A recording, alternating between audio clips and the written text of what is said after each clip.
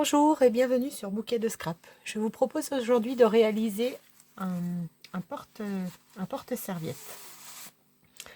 Vous n'aurez besoin de peu de choses. Donc pour réaliser ce poinsettia, donc il faut des petites chutes de papier rouge. Le mien est recto verso, mais ce n'est pas une obligation. Et il nous faudra 7 petites bandes comme ceci qui mesurent 1,5 par 8,5. Donc il nous en faut 7. Pour faire l'anneau, j'ai utilisé un rouleau de papier WC. Et donc pour décorer l'anneau, moi je me suis servi d'un masking tape. Mais vous pouvez très bien utiliser un morceau de papier coloré ou le laisser même éventuellement craft. Alors, on va déjà préparer le poinsettia. Donc, la formation de chaque pétale va se faire exactement de la même façon. Donc, on va plier notre petite bande de manière à... Alors, la plier à peu près à la moitié, de manière à former un coin là, fermé. Et puis, une fois que ça c'est fait, on va venir mettre le coin, les deux coins extérieurs l'un sur l'autre, comme ceci, pour bien croiser. Donc il faut veiller à ce qu'ici ça ne se rouvre pas, et puis ici donc on superpose les deux angles. Voilà. Ensuite donc on va coller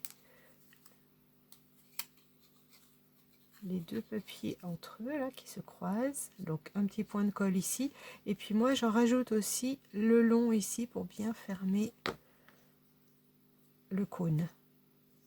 Voilà, on maintient, on appuie une petite minute. Donc c'est vrai qu'il est intéressant de prendre de la colle qui sèche assez vite. Voilà. On va rajouter juste un petit peu là pour que la pointe se forme bien. Voilà. Donc on va répéter cette opération 7 fois. Donc on va refaire une fois ensemble. J'en ai déjà préparé d'avance. Voilà. Donc on refait. On positionne de part et d'autre et on vient fermer pour avoir ici un angle, un petit bec. Voilà, une fois que ça c'est fait, on vient, je vais mettre dans ce sens-là, on vient positionner l'angle donc extérieur et extérieur l'un sur l'autre. On va revérifier qu'ici ce soit bien fermé. On va mettre de la colle pour fermer là et un petit filet de colle aussi ici pour bien fermer le cône.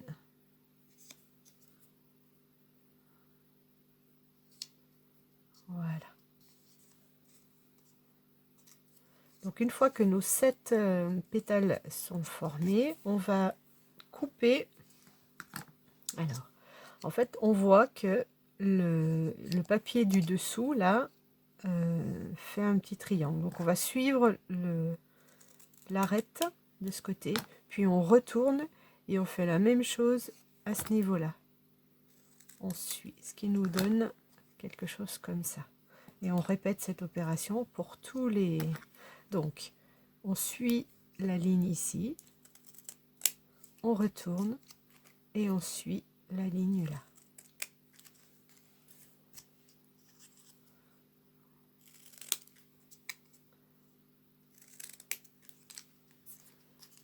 Et ça pour les 7 pétales. Voilà. Donc une fois qu'on a réalisé nos 7 petits cônes, j'ai perforé, alors j'ai pris une perforatrice 1 pouce, 1 pouce, ça nous fait 1 cm, à peu près 3 cm, 3,1, mais peu importe, il faut juste que ce soit pas trop grand pour pas que ça déborde du cœur du poinsettia, et puis pas trop petit pour que ça maintienne quand même tous les pétales ensemble. Donc j'applique de la colle sur mon cercle. Voilà. Et je viens disposer toutes mes pétales. Oups. Donc on essaie de viser le centre. Après, comme je suis avec de la colle, on a un petit peu de marge de manœuvre. On a du temps pour...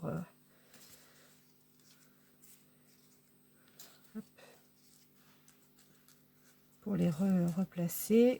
Alors, voilà.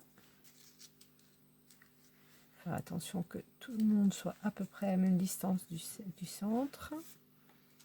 S'il y a un léger trou, c'est pas grave, puisqu'après on va venir faire le cœur du poinsettia et ça va nous masquer. Voilà. Oups. Il y a un rebelle. Voilà.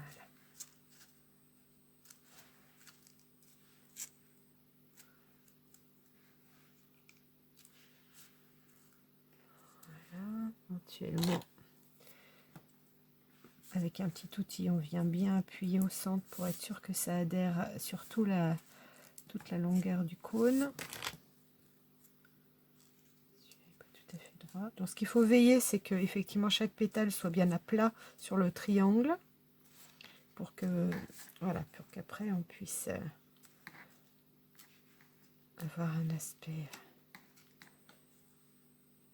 aplati de la fleur. Voilà. Ensuite, je me suis servi de perles de rocaille. Donc moi, elles sont jaunes, un peu transparentes et un peu brillantes. Donc je redépose de la colle au centre.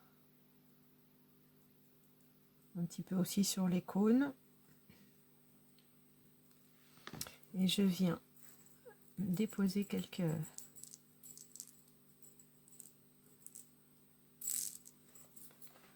Pas grave s'il y en a trop, parce qu'elles ne vont pas adhérer, donc on pourra les retirer. On va faire ça tout de suite. Voilà.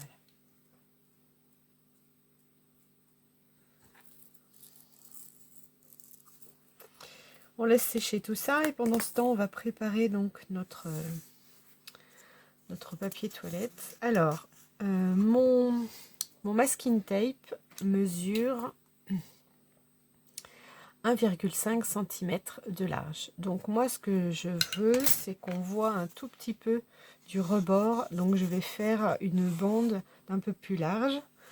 Et pour m'aider, en fait, j'ai déjà pris une bande de la largeur que je voulais dans un papier quelconque, hein, un peu épais quand même. Donc il mesure 1,7.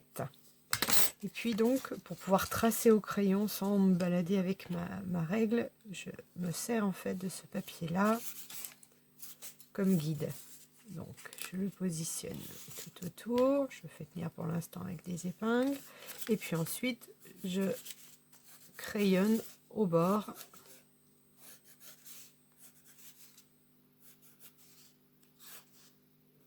Voilà, comme ça, je suis à peu près sûre d'être régulière. Je trouve ça plus facile plutôt que avec ma règle, de me mettre comme ça, tracer. Voilà, je trouve que c'est plus efficace. Ensuite, on va découper cette bande. Alors moi, je me sers du cutter. Donc, on fait déjà une petite encoche. Et puis ensuite, on suit le trait. Donc, on y va doucement. On fait attention à ses doigts.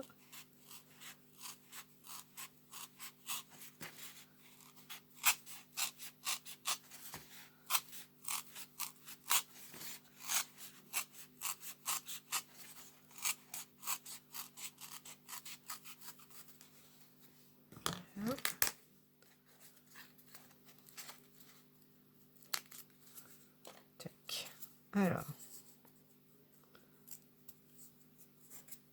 voilà, si mon cutter n'est plus très aiguisé, donc ça me fait un peu de la peluche. Je l'enlève comme ça. Ensuite, je viens coller le masking tape tout autour. Alors, les masking tape, souvent, hein, ça colle pas super. Donc, au moins pour le démarrage, je rajoute une pointe de colle. Donc, je le centre.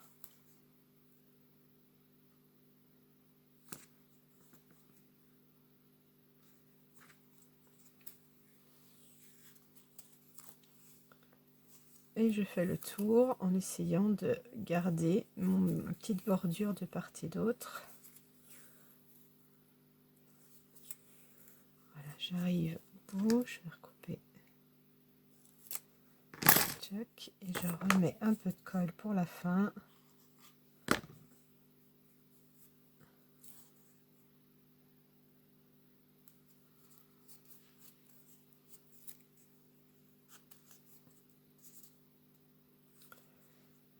Voilà.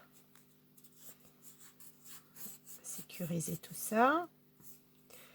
Et ensuite, il ne me restera plus qu'à coller grâce à mon cercle. Alors, moi, je regarde si, comme là, vous voyez, ça se chevauche. Donc, je vais coller ça ici, de manière à masquer la partie la moins jolie. Et une fois que ça sera collé, ça nous donne ceci. Et donc ensuite, eh bien, on n'a plus qu'à rouler notre serviette en papier ou en tissu.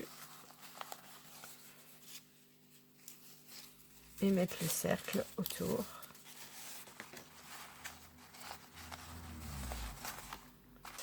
Voilà, j'espère que ça vous plaît et je vous donne rendez-vous pour d'autres tutoriels. Au revoir.